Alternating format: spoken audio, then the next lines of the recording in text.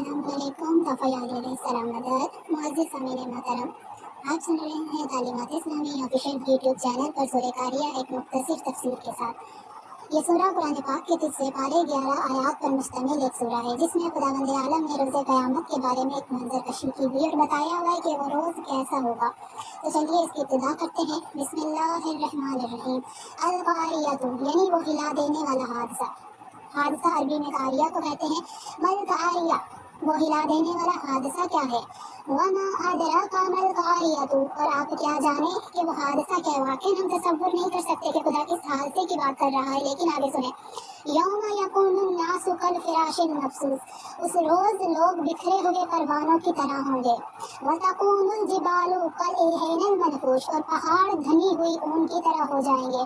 فاما من ثقلت موازینہ، بس جس کا پلہ بھاری رہے گا، یعنی جس کے نیک اعمال کا وزن زیادہ ہوگا، فہو فی عیشیۃ راضیہ، سو وہ اپنی من پسند زندگی میں ہوگا۔ یہیں سے ایک معصوم کا فرمان آیا، ذہن میں کہ معصوم فرماتے ہیں کہ اگر تم اس دنیا میں خداوند عالم کی مرضی کے مطابق رہتے ہو تو آخرت تمہاری مرضی کے مطابق ہوگی، وہاں پر تم اپنی من پسند زندگی میں ہوں گے۔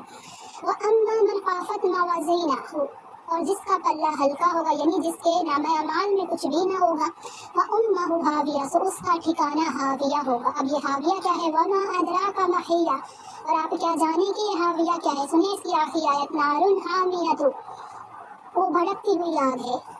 عزیزان محترم، قیامت کا دن واقعی قیامت کا دن ہوگا کہ انسان پتنگوں کی طرح اڑتے ہوئے نظر آئیں گے، پہاڑ دھنکی ہوئی روئی جیسے ہو جائیں گے، یعنی ہر شے کا ثقل اور وزن ختم ہو جائے گا۔ اور ظاہر ہے کہ ایسے ماحول میں اگر انسان کے نیک اعمال کا پلہ بھاری رہ جائے اور اس کا وزن باقی رہ جائے تو یہ علامت ہے کہ یہ عمل خیر پہاڑوں سے زیادہ سنگینی رکھتا ہے۔ سبحان اللہ۔